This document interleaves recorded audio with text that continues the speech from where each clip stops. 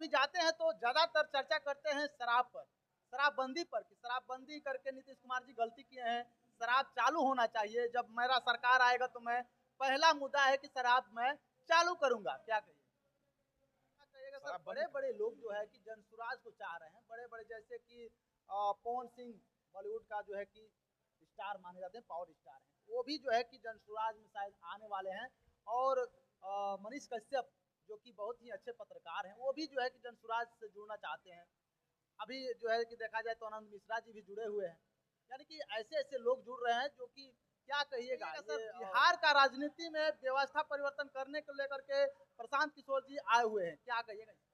कहा जाता है, बहुत सारे देश प्रदेश बोलते हैं कि बिहार जो है कि लेबरों का फैक्ट्री है, यदि लेबर की आवश्यकता हो तो बिहार से हायर कर लीजिए। इस पर क्या मतलब कि प्रशांत किशोर जी क्या सोच रहे हैं? यही जनसुराज तो का बिहार ध्यान है। मैंने तो पहले भी कहा।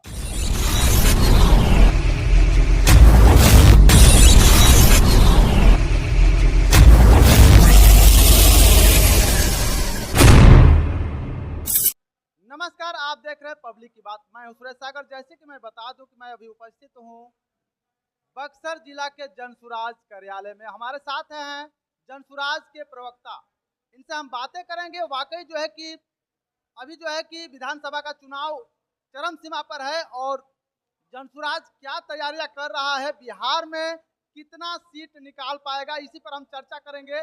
प्योर राजनीति पर वाकई जो है कि व्यवस्था परिवर्तन करने को लेकर के जनसुराज पार्टी आई हुई है बिहार में, वो भी प्रशांत किशोर जी जो कि राजनीति के चाणक्य कहलाते हैं। आइए हम बातें करते हैं। सबसे पहले स्वागत है। जी, बहुत बहुत धन्यवाद आपका। क्या कहिएगा सर, बिहार का राजनीति में व्यवस्था परिवर्तन करने को लेकर के प्रशांत किशोर जी आए हुए हैं, क्या कहिएगा? होगा व्यवस्था परिवर्तन, आए हुए हैं तो बिल्कुल लगे होगा। हुए हैं, करेंगे, बिल्कुल करेंगे। लगे हुए हैं, करेंगे व्यवस्था परिवर्तन। बहुत सारे लोगों का कहना है कि सत्ता परिवर्तन करेंगे, व्यवस्था परिवर्तन नहीं हो पाएगा। सर देखिए, व्यवस्था परिवर्तन कब होता है? जब मौलिक मुद्दों पर आप कोई विजन लेकर आते हैं पब्लिक के बीच कि भाई हमको ऐसे ऐसे, हमको शिक्षा सुधारनी है तो हम ऐसे सुधारेंगे, हमको स्वास्थ्य सुधारना है तो हम ऐसे सुधारेंगे, हमको पलायन रोकना है तो हम ऐसे रोकेंगे। तो ये सारे विजन जब स्पष्ट रहेंगे तो व्यवस्था का तो बदलना एकदम तय है ना कि बदलेगा, व्यवस्था बदलेगी। कहीं पर भी जाते हैं तो ज्यादातर चर्चा करते हैं शराब पर, शराबबंदी पर कि शराबबंदी करके नीतीश कुमार जी गलती किए हैं। शराब चालू होना चाहिए, जब मेरा सरकार आएगा तो मैं पहला मुद्दा है कि शराब मैं चालू करूंगा। क्या कहिए? शराब बंद कहाँ है? होम शराब बंद डिलीवरी नहीं। कहाँ? कागजों पे बंद है, हकीकत में थोड़ी बंद है। डिलीवरी तो हो रही है, होम डिलीवरी हो रही है।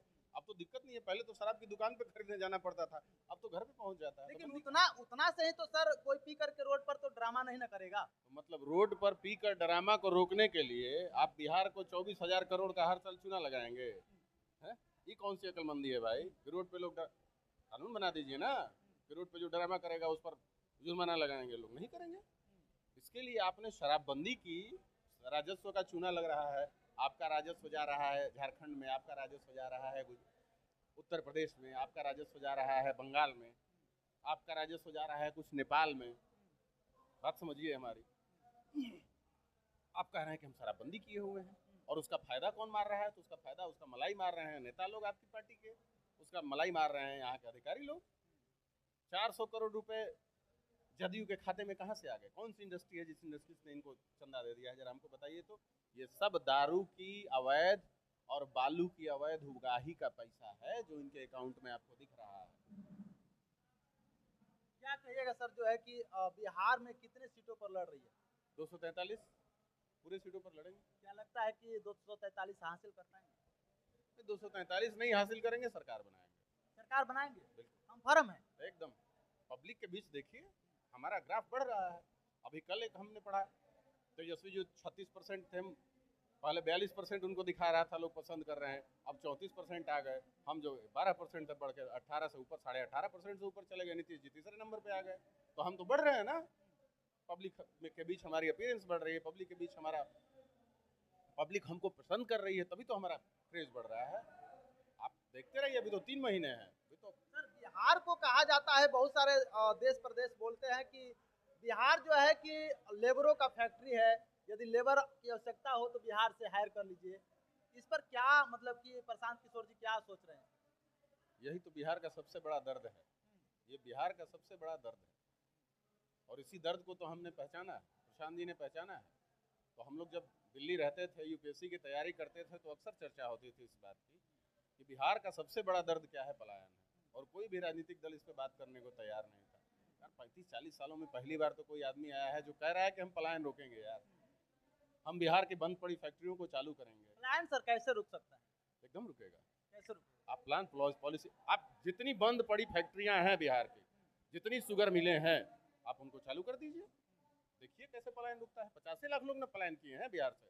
जो सरकारी आंकड़ा है वो कह रहा है कि 50 लाख लोग मजदूरी करने के लिए बिहार से बाहर गए हुए हैं। तो जो पुराने डालमिया नगर की बात आप कर लीजिए, डालमिया नगर में जो फैक्ट्रियां थी वहाँ हजारों लोग काम करते थे, फैक्ट्रियां बंद हो गई, लोग वहाँ से चले गए। जिस दिन वो फैक्ट्रियां चालू हो जाएंगी फिर से लोग आ जाएंगे। तो पहले तो पुरानी फैक्ट्रियां जितनी बंद पड़ी चीनी मिलें और फैक्ट्रियां हैं उनको आप चालू तो कीजिए सर। आधा पलायन तो आपका वैसे ही घट जाएगा। दूसरा, हम एक प्लान लेकर आ रहे हैं कि जो लोग भी कमर्शियल क्रॉपिंग करेंगे उसके मजदूर जो है वो सरकार मुहैया कराएगी मनरेगा के तहत, और सारा पेमेंट सरकार करेगी।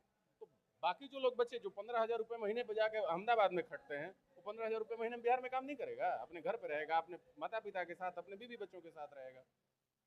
पलायन तो रुकेगा ही रुकेगा। क्या कहिएगा सर, बिहार में बढ़ते हुए क्राइम का ग्राफ बढ़ रहा है और भ्रष्टाचार भी बढ़ रहा है, क्या कहिएगा?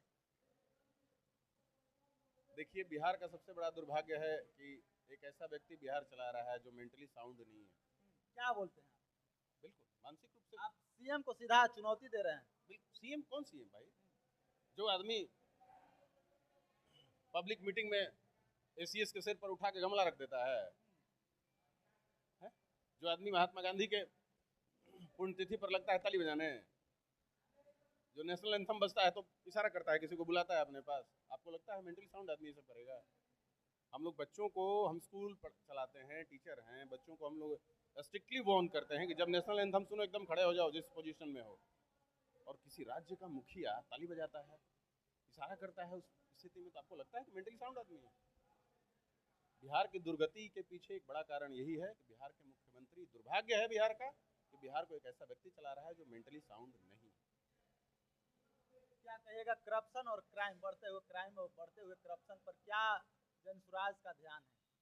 मैंने तो पहले भी कहा, मैं फिर कह रहा हूँ कि करप्शन के पीछे रीजन यही है कि सरकार जो है उसके अधिकारी बेलगाम है। अब तो अधिकारियों की नियुक्ति में पैसे चल रहे हैं भाई। हर कोई सेटिंग करता है कि किस मंत्री के यहाँ पैसा पहुंचाया जाए कि मामला हो, हमारा सेट हो जाए कि हमको मनचाहा जगह पे पोस्टिंग मिल जाए। एक नगर परिषद है पटना के बगल में ही, वहाँ पर ईओ की नियुक्ति हुई है, उसने 1 करोड़ 3 लाख रुपए दिए। मुझे एक व्यक्ति ने बताया, एक दिन मैं सन्न रह गया। 1 करोड़ 3 लाख रुपए देकर वो आदमी पटना के बगल के नगर परिषद में अपनी नियुक्ति लेता है एग्जीक्यूटिव ऑफिसर के तौर पे। तो आप कल्पना कर लीजिए कि जो 1 करोड़ 3 लाख देगा वो कितना कमाने के लिए जा रहा है, वहाँ लूटने के लिए जा रहा है। इनफैक्ट कमाने के लिए नहीं, लूटने के लिए जा रहा है। तो आप खुद ही सोच लीजिए कि बिहार में भ्रष्टाचार की स्थिति क्या है, बताने की जरूरत क्या है। 55% कमीशन पर नगर परिषदों में काम हो रहे हैं। 55% कमीशन आप समझते हैं कितनी बड़ी चीज होती है? मतलब आधा पैसा भी खर्चा नहीं हो रहा है। जितने ईओ हैं, जितने नगर परिषद के चेयरमैन हैं, सब करोड़ों में खेल रहे हैं और सड़कें बनती हैं 15 दिन में, 20 दिनों में टूट जाती हैं। तब इससे बड़ा दुर्भाग्य बिहार का क्या होगा? इस सब पर जब जनसुराज आती है सत्ता में तो सब पर कंट्रोल कर पाएगी? बिल्कुल। मैंने कहा ना कि हम सिर्फ सत्ता बदलने नहीं आ रहे हैं सर, व्यवस्था बदलने आ रहे हैं। और अगर व्यवस्था नहीं बदलेगी तो मैं आपके इस माइक पे कह रहा हूँ, सबसे पहला मैं आदमी होऊंगा जो जनसुराज छोड़ूंगा। मुझे राजनीति इसलिए नहीं करनी है कि मैं सांसद विधायक बन जाऊँ, मुझे राजनीति इसलिए करनी है कि मुझे अपने बिहार को एक बेहतर बिहार बनाने में योगदान देना है। और मुझे अभी वो मादा सिर्फ एक पार्टी में दिख रही है, जनसुराज। इसलिए मैं जनसुराज से जुड़ा हूँ और पूरी तन्मयता के साथ जनसुराज को बेहतर बनाने के लिए काम कर रहा हूँ। क्या कहिएगा सर, बड़े बड़े लोग जो है कि जनसुराज को चाह रहे हैं, बड़े बड़े जैसे कि पवन सिंह बॉलीवुड का जो है कि स्टार माने जाते हैं, पावर स्टार हैं, वो भी जो है कि जनसुराज में शायद आने वाले हैं। और मनीष कश्यप जो कि बहुत ही अच्छे पत्रकार हैं, वो भी जो है कि जनसुराज से जुड़ना चाहते हैं। अभी जो है कि देखा जाए तो आनंद मिश्रा जी भी जुड़े हुए हैं। यानी कि ऐसे ऐसे लोग जुड़ रहे हैं जो कि क्या कहिएगा, ये जनसुराज का क्वालिटी जो है कि फ्लैक्ट कर रहा है। देखिए हमारा उद्देश्य सिर्फ बिहार को बेहतर बनाना है। अब जिन लोगों को देखिए, बहुत सारे लोग तो पॉलिटिकली मोटिवेटेड हो सकते हैं, उनको लगेगा कि भाई हम सांसद विधायक बन जाएंगे, झट से जाएंगे जनस्वराज में, तो ये भी एक रीजन हो सकता है कि लोग जुड़ रहे हो, क्योंकि बाकी पार्टियों में तो वैसे भी भीड़ मची हुई है। तो यहाँ हो सकता है कि उनको एक संभावना दिखती हो कि भाई अभी नई पार्टी है, बहुत अच्छा स्ट्रेंथ बन रहा है, तो हो सकता है कल को हम सांसद विधायक बन जाए। एक तो ये कारण हो सकता है। दूसरा, बिहार का हर वो शख्स जो चाहता है कि बेहतर बिहार बने, यकीनी तौर पे वो जनस्वराज के साथ जुड़ रहा है। उसको लग रहा है बिहार के बेहतर भविष्य की अगर कहीं झलक लोगों को दिख रही है तो वो जनस्वराज। चलिए, जाते जाते दर्शकों से क्या आपका राय रहेगा? बस यही कहेंगे कि जो हमारे सूत्रधार कहते हैं कि आप एक बार कम से कम बिहार के नाम पर और अपने बच्चों के नाम पे वोट जरूर कीजिएगा। हम ये नहीं कह रहे हैं कि आप हमारी पार्टी को वोट कीजिए, लेकिन एक बार बिहार के नाम पर, बिहार को बेहतर बनाने के नाम पर, अपने बच्चों के नाम पर, बच्चों के बेहतर भविष्य के नाम पर वोट जरूर कीजिए। क्या शुभ नाम है? अजय कुमार मिश्रा, मुख्य प्रवक्ता, जनस्वराज। जैसे कि आपने सुना, हमारे साथ थे मुख्य प्रवक्ता अजय कुमार मिश्रा जी। आपको यह वीडियो कैसा लग रहा है आप कमेंट बॉक्स में जरूर बताएं। आप लगातार बने रहें और देखते रहें पब्लिक की बात। धन्यवाद।